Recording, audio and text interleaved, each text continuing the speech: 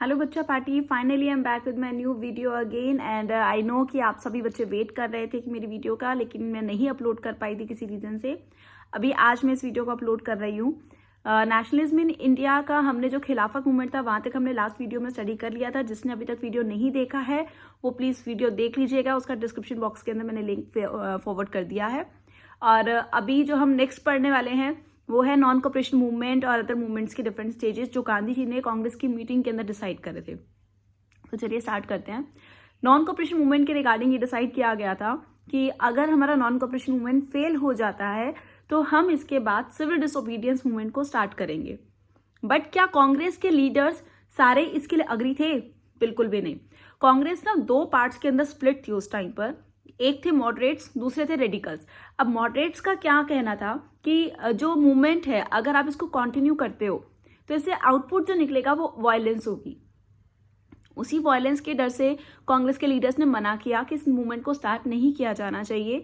But same time पर दूसरे जो लीडर्स हैं उनका कहना है कि नहीं, इस मूवमेंट को कंटिन्यू करना चाहिए, इस मूवमेंट को स्टार्ट करना चाहिए। तो ये जो इशू था ये दोनों के बीच में स्टार्ट हुआ। प्लस कांग्रेस में जो मॉडरेट लीडर्स थे उनका ये कहना था कि उन्हें काउंसिल इलेक्शंस के अंदर पार्टिसिपेट करना चाहिए। अब अगर वो काउंसिल इलेक्शंस में पार्टिसिपेट करेंगे तो रिजल्ट क्या निकलेगा? वो पावर में आएंगे और पावर में आने से वो डिसीजंस को बदल सकते हैं। बट क्या रियलिटी में ऐसा पॉसिबल था? क्या रियलिटी में ब्रिटिशर्स उनको पावर देने वाले थे? क्या वो उनकी बात को सुनते? नहीं, बिल्कुल भी नहीं। तो इसी रीजन से गांधी जी को लगा कि हमें इस मूवमेंट को स्टार्ट कर देना चाहिए। तो फाइनली जो कांग्रेस का सेशन हुआ दिसंबर 1920 नागपुर के अंदर, उसमें डिसाइड किया गया एक कॉम्प्रोमाइजिंग स्टेज में कि आपको नॉन कॉपरेशन मूवमेंट को स्टार्ट किया जाएगा। तो 1921 के अंदर फाइनली नॉन कॉपरेशन मूवमेंट को लॉन्च किया गया। अब ये जो मूवमेंट की स्टार्टिंग हुई वो कैसे हुई ये हम आपको समझाने वाले हैं। देखिए, नॉन कॉपरेशन मूवमेंट को स्टार्ट करने के लिए उन्होंने सिर्फ एक ही तरीका रखा था कि ब्रिटिशर्स को साइड करो।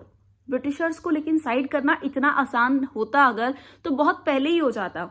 इनको साइड करना इतना इजी नहीं था। इनका तरीका था कि क्यों ना हम बायकॉट करना शुरू कर दें, क्योंकि गांधी जी ने अपनी एक बुक जिसका नाम है हिंद स्वराज, उस बुक में लिखा था कि ब्रिटिशर्स हमारे यहाँ पर सरवाइव किस लिए कर पा रहे हैं, क्योंकि हम उन्हें सपोर्ट कर रहे हैं।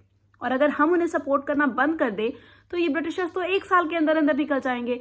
और इसीलिए ही गांधी जी ने इस पर्पस का यूज किया कि ब्रिटिशर्स को अगर निकालना है तो उन्हें सपोर्ट करना सबसे पहले बंद करना होगा। तो उन्होंने सपोर्ट करने से मना कर दिया कि अब हम इन्हें सपोर्ट नहीं करेंगे। दैट मीन्स बायकॉट करेंगे। अब ये बायकॉट कैसे किया गया? जितने भी स्कूल्स थे उन स्कूल्स में सभी बच्चों ने एडमिशन्स लेने से मना कर दिया और जो ऑलरेडी थे उन सब ने रिजाइन कर दिया कि हम स्कूल में नहीं आएंगे। टीचर्स ने रिजाइन कर दिया कि हम स्कूल में पढ़ाने के लिए नहीं आएंगे। प्रोफेसर्स ने मना कर दिया कि हम कॉलेजेस में पढ़ाने नहीं आएंगे। जितने भी लॉयर्स थे उन सब ने ब्रिटिशर्स कोर्ट के अंदर प्रैक्टिस करने से मना कर दिया।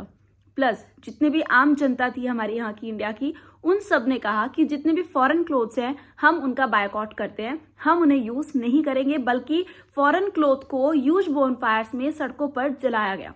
ठीक है।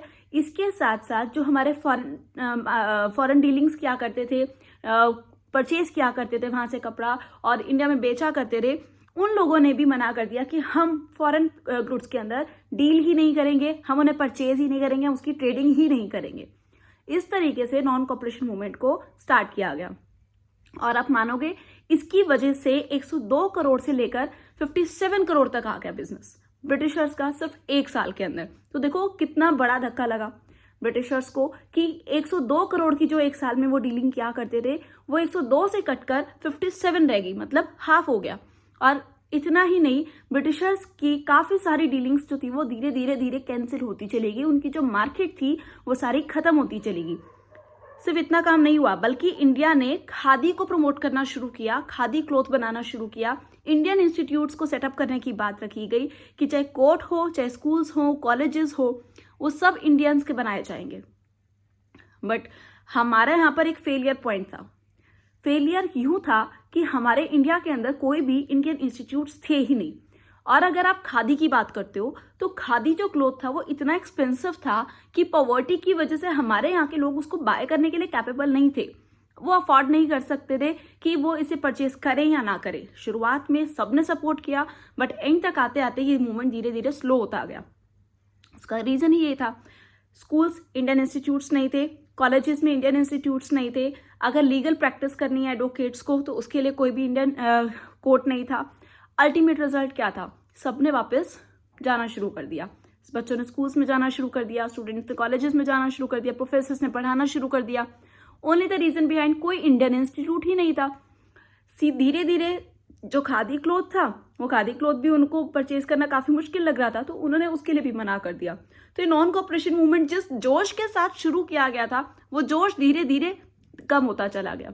अल्टीमेटली लोगों ने इसमें पार्टिसिपेट करना बंद कर दिया। सिर्फ इतना ही नहीं हुआ, बल्कि इसके साथ साथ एक और प्रॉब्लम आई। वो क्या थी? चोरी चोरा इंसिडेंट्स। ये हुआ था गोरखपुर में, जहां पीसफुल प्रोटेस्ट चल रहा था। पुलिस स्टेशन के आगे कुछ लोग पीसफुल प्रोटेस्ट कर रहे थे और पुलिस मैन ने क्या किया, जो पुलिस की आर्मी आई वहां पर, रेजिमेंट थी, उन्होंने उनके ऊपर फायरिंग कर दी, लाठी चार्ज किया गया। अल्टीमेटली गुस्से में आकर जो पीसफुल प्रोटेस्टर्स थे, सत्याग्रही थे, उन सब ने पुलिस स्टेशन को जला दिया। 1922 में गोरखपुर के अंदर ये इंसिडेंस हुआ, जिसे चोरी चोरा के नाम से जाना जाता है। और इस वायलेंस के बाद गांधी जी ने नॉन कॉपरेशन मूवमेंट को बंद कर दिया। और अकेला एक ये रीजन ही नहीं बना कि नॉन कॉपरेशन मूवमेंट बंद किया गया, बल्कि इसके साथ कुछ और रीजंस भी थे, जैसे कि जो काउंसिल इलेक्शंस थे उसमें मॉडरेट्स पार्टिसिपेट करना चाहते थे। तो CR दास, मोतीलाल नेहरू, इन्होंने अपनी एक अलग पार्टी बना ली जिसका नाम रखा स्वराज पार्टी, क्योंकि वो काउंसिल इलेक्शंस में पार्टिसिपेट करना चाहते थे। अल्टीमेटली इस मूवमेंट को गांधी जी ने बंद कर दिया, कोल्ड ऑफ कर दिया गया। तो यहाँ तक हमारा जो नॉन कॉपरेशन मूवमेंट है वो क्लियर हो गया है। अभी हम जो नेक्स्ट वीडियो में समझेंगे वो होगा कि नॉन कॉपरेशन मूवमेंट को कहाँ पर कैसे कैसे किया गया, किसने पार्टिसिपेट किया और किस तरीके से स्वराज के डिफरेंट मीनिंग्स को यूज किया गया। Okay, bye.